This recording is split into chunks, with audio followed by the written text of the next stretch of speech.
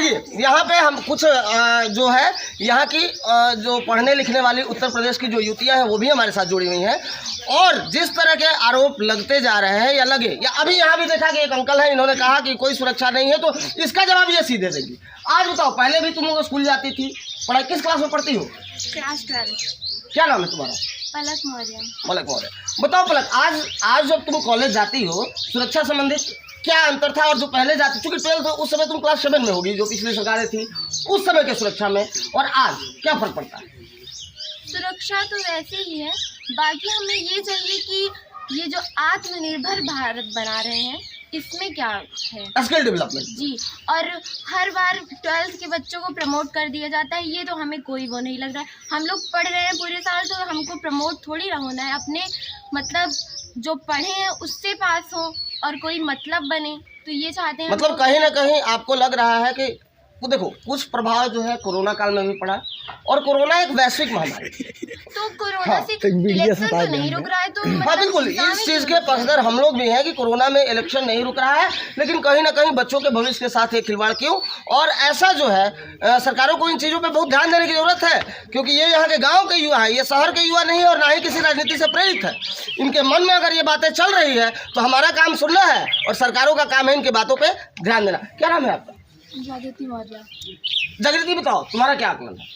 ये बोलना चाहते हैं कि पेपर करवाएंगे इस बार प्रमोट कर देंगे। अच्छा, देखिए इसकी कहना बिल्कुल इनका कहना सही है कि इस बार पेपर होगा कि फिर से प्रमोट कर दिया जाएगा।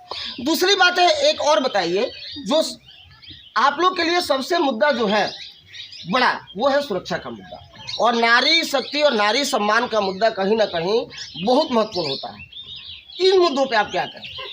इन मुद्दों पे तो हम देख ही रहे हैं कि उन्नाव कांड हुआ, निर्भया कांड हुआ, वहाँ हत्या जो भी हो रहा है तो सब देख ही रहे हैं, और क्या 5 साल में क्या कर दिए हैं। उन्नाव कांड में तो सेंगर जी जेल में है ना, तो जेल से मतलब नहीं है ना, उसके बाद क्या हो रहा है उसको तो हम लोगों को नहीं, उसके बाद उन्नाव में ऐसी कोई घटना नहीं आई है। और यहाँ निर्भया हत्याकांड हुआ, दिल्ली में हुआ, निर्भया पे तो फांसी, वहाँ पे वो जिस लड़की के साथ हुआ वो डॉक्टर थी, ना कि कोई ऐसी लड़की थी, तो उसके साथ भी हुआ, तो यहाँ पे कौन सा सुरक्षा है? वही बात है कि जिन लोगों के साथ ये बातें हुई उन सबको कहीं ना कहीं हमारा कानून जो है बख्शा नहीं है। निर्भया हत्याकांड हुआ था 2012 में, और यहाँ पे कब इनको वो मिला?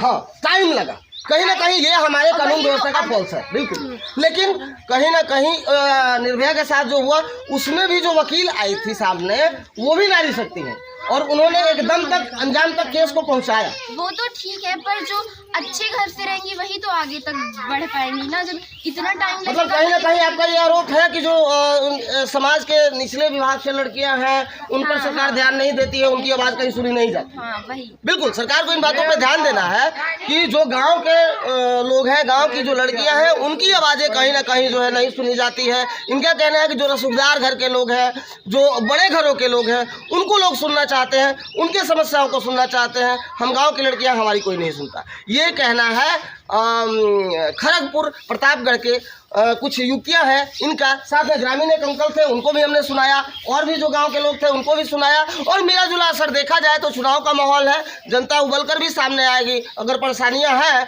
तो किनसे कहेंगी? कहने के लिए तो सरकार ही है। और एक बात और, हम लोगों को यहाँ पे राशन नहीं चाहिए, जो ई श्रम कार्ड बनवा रहे हैं उसमें हर महीने 2000 रुपये हम लोगों को नहीं चाहिए।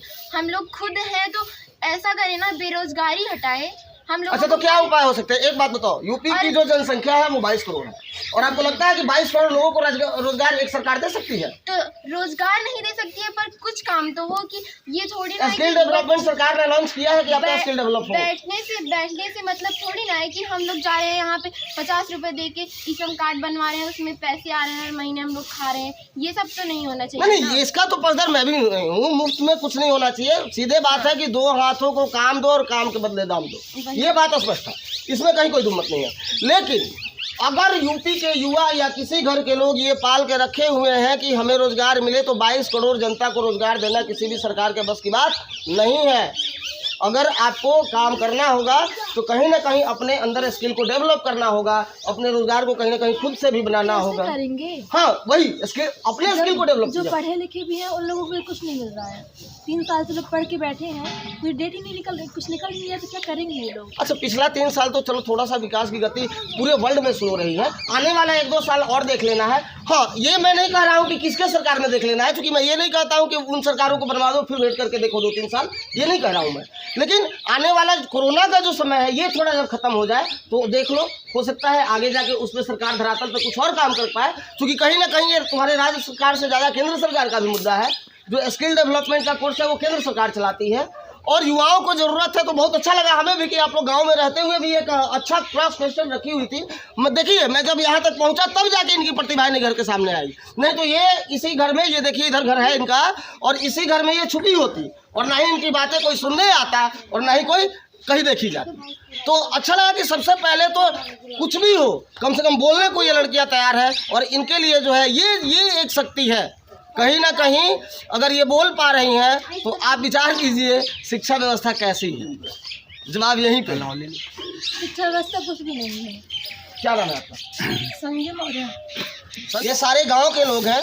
और दोस्तों यदि आज के समय में सही राजनीति का आकलन करना हो, सही जनता के समस्याओं का आकलन करना हो तो शहरों में नहीं, गांव-गांव और गली-गली जाना होगा।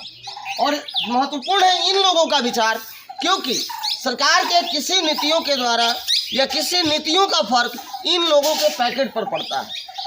शहर की जो जनता शहरों में रहती है वो तो उनके पास अलग अलग तरह के सोर्स है, वो लोग अच्छे तरह के पैसे कमा लेते हैं। और इन सारे बातों के बाद भी अगर देखा जाए तो जनता जो है, ग्रामीण जनता जो है, उन पर किस तरह का प्रभाव पड़ता है, अनुकूल या प्रतिकूल, ये तो इनसे बात करने के बाद पता चलेगा। देखिए हमारे सामने यहाँ के एक वरिष्ठ नागरिक हम बात करते हैं। क्या नाम है उनका? राधेश्याम मौर्य। राधेश्याम मौर्य। मौर्य जी बताइए, आपने अपने उम्र के अनुसार पिछले 4-5 सरकारों को देखा है, और पीछे आपके यहाँ बहन मायावती जी की भी सरकार रही है, अखिलेश जी की भी सरकार रही है, मुलायम सिंह जी भी सरकार में रहे हैं, आज योगी आदित्यनाथ जी की सरकार है। इन चारों सरकारों में, 5 सरकारों में अपने उम्र के अनुसार एक आकलन बताइए हमें। सबसे बढ़िया सरकार कांग्रेस की थी। कांग्रेस की थी। क्या आपको उसमें खास दिखा था? सब कुछ खास ही था। जैसे बताइए। जैसे कि क्या बताना, उसमें सब कुछ खास था। आज क्या है, भ्रष्टाचार, चोरी डकैती, लूट, बलात्कार, इसके अलावा के हो क्या रहा है। और कहते हैं कि हम तो कुछ नहीं, हमारे सरकार में तो कानून व्यवस्था बहुत सही है। गलत मतलब कहीं ना कहीं जो है ये एक नागरिक है जो सरकार की नीतियों से कुछ रुष्ट दिख रहे हैं, और इसके और भी क्या परिणाम है ये देखते हैं। और भी लोग हैं, बात करते हैं हम। आपका तो हो गया है, आप लोग पीछे हट गए, इधर आओ।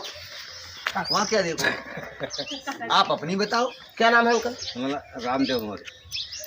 मौर्य साहब ये बताइए कि आज जो पिछली सरकारें थी, आज भी सरकार है आपके यहाँ, एक आकलन बताइए। आकलन क्या बताए, मैं 65 साल का एक्सपीरियंस बताता हूँ कि कितनी सरकारें आई और गई।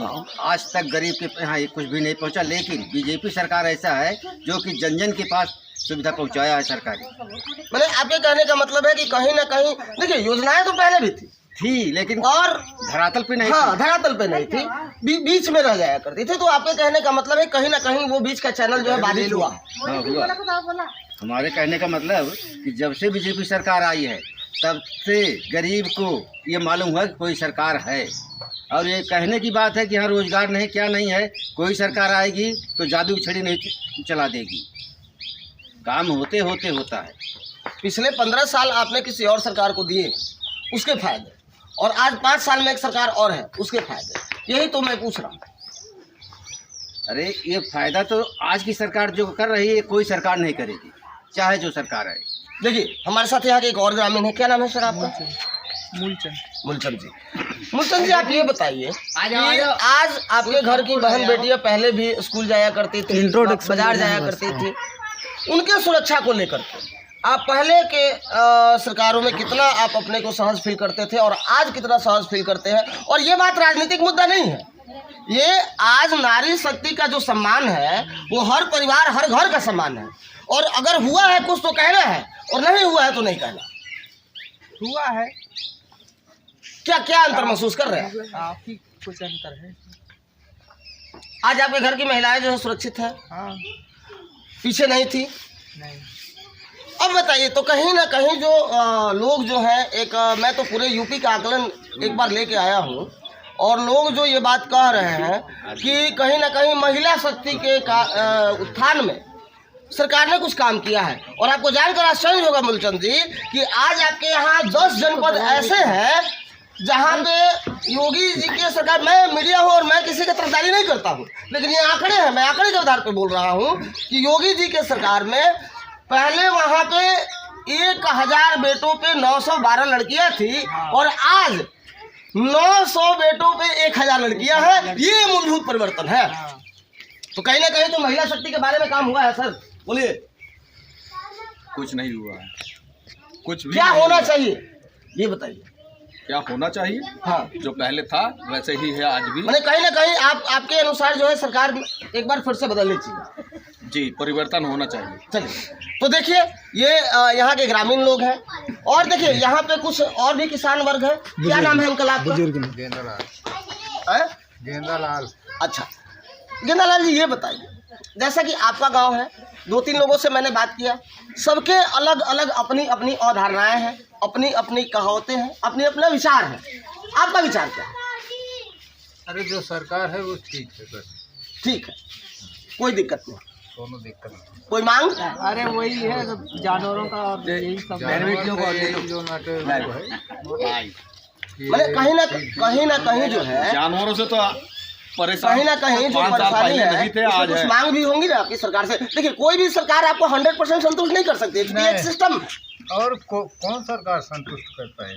कौन सरकार न संतुष्ट। तो देखिए इन गांव के लोगों का एक सबसे बड़ा मुद्दा है, और ये मैं सरकार से ताल ठोक के कहता हूँ, इसमें मुझे कहने में कोई आपत्ति नहीं है कि जो जानवर है उनके कारण यूपी की जनता जो है वो त्रस्त है, और कहीं ना कहीं सरकारों को इस पर ध्यान देने की पूरी आवश्यकता है। क्योंकि साहब ये किसान जो है खेती के बलबूते जीते हैं। देखिए यहाँ पे ये गाजर की खेती कर रहे हैं और यही इनके इनकम का सोर्स है। अब आपका जानवर इन गाजर के सारे फसल को अगर चढ़ जाए तो ये बेचारे अगले दिन खाएंगे क्या? तो कहीं ना कहीं इन चीज़ों पे सरकार को ध्यान देने की ज़रूरत है। संजू जी क्या कहना है? हमारा यही कहना है कि जो हमारे घर के बच्चे पढ़ रहे हैं उनको आगे बढ़ने का अवसर दिया जाए। अवसर दिया बिल्कुल। और जो अच्छे घर के हैं उनको तो सब कुछ सुनते हैं, लेकिन गरीब घर के कोई नहीं सुनता। कोई नहीं। तो गरीब घर की औरतें और लड़कियां भी कुछ मतलब आपको कहीं ना कहीं लगता है कि सरकार में जो है जो अफसरशाही है वो ज़्यादा है। हाँ, जो गरीब घर के बच्चे हैं उनको भी अवसर दिया जाए, आगे बढ़ने के लिए मौका दिया जाए, वो भी कुछ कर सकें। चलिए बहुत बहुत धन्यवाद। तो देखिए ये जो था प्रतापगढ़ का एक गांव है, और इस गांव का नाम खड़गपुर पड़ता है। यहाँ के युवा भी बहुत जो है टैलेंटेड है, यहाँ के लोग भी टैलेंटेड है, और सबका अपना मिला जुला असर है, मिला जुला मत है। कैमरामैन राकेश कुमार पांडे के साथ राकेश, न्यूज़ 555 खड़गपुर, प्रतापगढ़।